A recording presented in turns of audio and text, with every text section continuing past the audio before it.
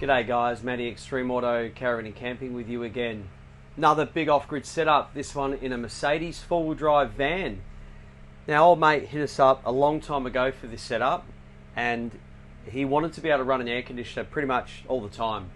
And he wanted massive DC to DC charging from the alternator on this because it's got a 250 amp alternator, and he wanted to be able to just run mains powered devices, kettles, toasters, induction cookers, you know, his air conditioner, which you can see here is the Truma Sapphire under bench type, and a hot water service as well. He just wanted to be able to run all this stuff off grid, anytime, anywhere, and we've designed a system suitable for that application.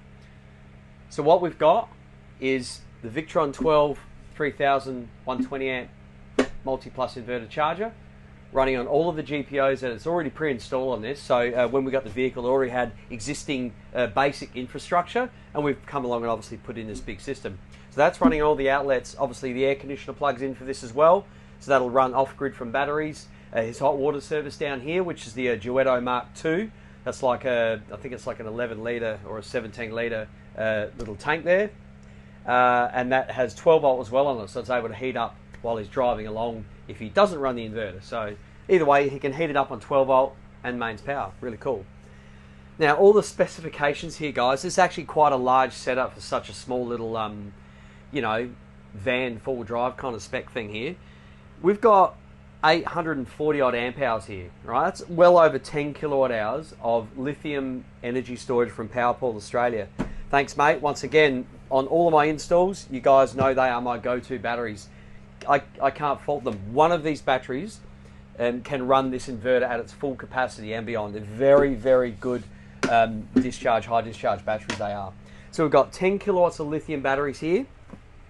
We've gone for the CerboGX with the Touch 70, so the larger Touch 70 screen. Paul's wanted that large screen so it's easier for him to read and have access to. He's building all the cupboards in this so he can pretty much fit it wherever he wants. We've fitted 600 watts of solar on a roof with an extra space there for another 200 watts if he doesn't fit a max fan. We've left a gap sort of back left here where we can fit a max fan, and we've put the circuit in for him. But he can choose, you know, in 6 months, a year's time, he finds out he needs that little bit more solar, well, we'll do it and he won't put the max fan on. Either way, we've covered both bases by leaving the gap there for that. So we've fitted 600 watts of solar on the roof of this, guys. So there's the Victron 150 taking care of the roof array. Now DC charging on this is monstrous because this, and Paul ordered this with the massive 250 amp alternator. We didn't want to take advantage of the whole alternator's output because that would diminish its use for other things like lighting and charging the starter system. We've fitted two Redarc 50 amp DC chargers. So that's 100 amps from the vehicle. So the second he hits that button and that engine's running, he is guaranteed to get 100 out of that alternator, and we are nowhere near its limit. We won't be pushing that alternator to its boundaries. It's going to run all day, even at idle, pumping that 100 in, which I'm going to show you shortly, guys. So that's the two Redarc 50s. Now they are on very, very thick cable. Specifically, we've run 35 all the way to the front. It's not a very large run because it's all internal, so it's about 5-6 meters as it runs through. So that runs all the way to the DC chargers. Identical length DC charger, you know, feed cables, and identical length earth. And that's the key to getting both of them running in unison so they both work together. And the proof will be on the screen, which you guys will see shortly. So that's running. The solar comes in on top of that, guys. So if it's a sunny day, he's going to see well over 100 amps. 100 plus, you know, you'll get sort of 12 amps out of these panels flat mounted. So 36 plus 100, all from no generators, like no mains. Even if he does plug into mains, this will pump in 120. So this has potential to pump in a couple of hundred amps. If the sun's out, the engine's running, and you're plugged into a generator. That's your total. You're not going to do it. But my point is, at least you know the maximum that this can do. But generally, every day, he's guaranteed to put in 100 when that engine starts. And obviously, all of the sun that's going to come in is on top of that. So big charge numbers for there. We've done a 12-way Blue Sea fuse box over here with pretty much 10 circuits installed. You know, you've got your diesel heater down there. There's also an ARB air compressor for these guys to be able to pump up their tyres on the road. It's all over here. It's all uniform in one area. Master 12 volt, which controls this whole fuse box. So if we kill that, all the 12 volt turns off. The mains power and the inverter and the servo and the touchscreen and all the monitoring still stays on. That is a master 12-volt switch just to kill anything, you know, if he puts it in storage and he doesn't want to have anything being drawn from it. He's putting a vitrifrigo 150 litre compressor fridge on top of the AC unit here, which isn't built yet, but we've put an Anderson plug in ready for him to plug that straight in. We'll turn that back on. So pump, hot water service, max fan, accessory USB sockets throughout. He's putting a TV up there. We've put double USBs. He's got like 6 USBs around this thing. Pretty crazy. Side solar input. We've utilised one of these DC chargers solar input for an Anderson plug on the side. Should he want to plug in portable solar up to about 600 watts, he can. If he plugs it in, it's going to come through this system and it's going to be shown on the touchscreen, so you can have portable solar as well as the roof solar and as well as the engine. These guys are definitely not going to have to worry about power again. He's got gas installed, but actually it's not for the hot water service at all. This is a fully electric hot water system, guys. Completely electric, 12 volt and 240. He has control over which one he uses. So it's very cool, the Duetto Mark IIs. Check them out if you haven't seen them. Everything's all nice and neat, as we always do, guys. Labels and everything. MIDI fuses on all the high current devices. You know, 95 square cable on the inverter. Very thick stuff here. We're not talking small current draw. This has the potential to draw, you know, a few hundred amps. So you want to make sure that this has, you know, the correct amount of energy going to it required as per specifications. All of this stuff that we put in here, especially for Paul with the lighting. So we've done Narva lighting in this. So it's the Saturn series lighting, except for the pendant light above his bed. So these Saturn Touch series, you can actually touch each one to turn them on and off, as well as a master switch that we've put in up on the wall. So he has basically 2 locations of control for the lighting in this. So if he crawls into bed and says, oh bugger, I've got to get out of bed to turn the lights, well, you don't. You just got to reach up because it's got its own switch. And then you've got your master switch by the door. So it's essentially got 2 locations to control it. 2 black Sirocco fans in this one. Yeah, it's monstrous. We're happy about this. There's 4 awning lights that are installed as well. Black awning lights for him to give us a light outside when he's camping. Yeah, let's get into the rundowns. So we're free camping now. We reached a full state of charge not that long ago. I've just discharged a little bit of energy to be reabsorbed. So we're getting bugger all from the 600 watts of solar at the moment because it is horribly overcast. Oh, hang on. A bit of bright sun come out for a second then.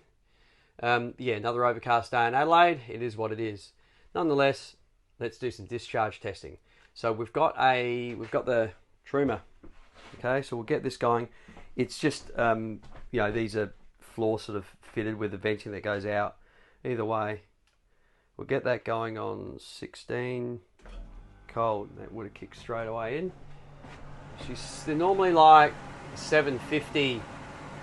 I believe they're the same setup as the Truma Venter, same sort of AC. So 750 to 950 is about the running, variable and anything in between. So they're actually quite efficient. Now it's running now. Obviously it's not even ducted yet, so it's quite loud. You've got nice cold air coming from the front of that. There are your 3 vents. These will obviously get ducted throughout cupboard work, and that's the intake. So old mate's got to build a cupboard around this. This is all in position. This is where it is. And you know, all of the hot air goes outside under the van. So yeah, he'll probably put a vent or something here, and these ducting will go through to down low and up high, whatever. Either way, I did say to Paul, I said, hey mate, if you're going to duct these 2, why not do the 3rd one and run it over to this? I mean, we've got all the ducting here, so what that means is it'll keep all of this stuff running really cold. I mean, that's like the ideal situation, isn't it? If you've got an air conditioner running and you're able to use a small amount of cool air to keep all this cool, more power to you. I mean, he only needs like a couple of foot of ducting, so hopefully it gives it a go. There it is, another massive off-grid setup in a Mercedes four-wheel drive van. 10 kilowatt hours of lithium battery storage, Victron Multi Plus 12 3120 amp inverter charger to run the air conditioning, microwave, toaster, induction cooker, all of your kettles, you know, mains powered devices that you have at home, bring them with you. This setup can run it. 600 odd watts of solar on the roof with an optional 200 extra to go up, and up to 600 watts of portable solar can be added to this. We've done 100 amps of vehicle charging on this, so that's 2 Redarc BC-DC 1250 DC to DC chargers, running in unison for fast vehicle replenishment up to 100 amps. We've done the Victron 150 smart solar controller to take care of the 600 watt solar on the roof, and we've done the Touch 70 with the CerboGX, so these guys can monitor their system anywhere in the world. Actually, they can just log onto it and control it, see what's going on with the batteries, and everything's monitored. We've got temperature sensors on this, starter battery monitoring, so these guys can see what their starter battery is doing. They can set alarms, they can set notifications if anything goes wrong. You can put tank monitoring on the system if you want to monitor the tanks as time goes on. This is a progress build here, so we'll see where it takes us, but enjoy that one, guys. Thanks for watching. Right, totally forgot the biggest part of the job is the DC charging. Alright, Riley, start her up. So watch this number, guys. You want to see that 100 amps of DC charging coming in? Let's do it in real time. There we go. Whoa, 114. That's solar and vehicle charging simultaneously. 2 Redarc BC-DC 1250.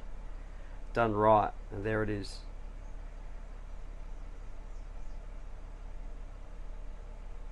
And I'll show it to you. That's how good's this with the remote that I can just bring it around. See, they both are running beautifully. You can see the lights there. Okay. Right there. Oh, focus. That was my head. Look at that. So that's solar, which is what? 185 watts in this overcast day. Still overcast, Riley? Yeah. Alright, we've got 114 amps coming in. How good's that? So that's more than enough to keep up with that air conditioner. So we'll go... Keep it running, Riley. We'll put it on inverter only. Alright, there we go. So the air conditioner will come on. We'll do that with the air conditioner on. Get that going. You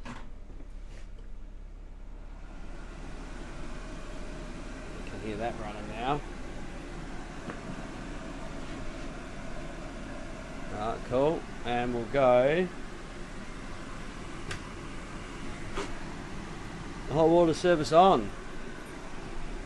Let's see if the engine can keep up with a hot water service and an air conditioner. Well, truth be told, the air conditioner hasn't kicked in yet, but it's enough to keep up with the hot water service. So in other words, these guys can heat up their hot water from the inverter while they're driving. How good's that? So if the 12 volt's no good and taking its time, well, just turn the inverter on. How good's that? I reckon that's enough testing for the day. Unless this air conditioner kicks in real quick. You see the blue flashing light on the Truma? That means the compressor's yet to kick in. Let's try and see if we can get it going quick. We go 17 mode 16. Give me a solid blue light. It's pretty cool in here. It might not kick in straight away. Either way, happy days.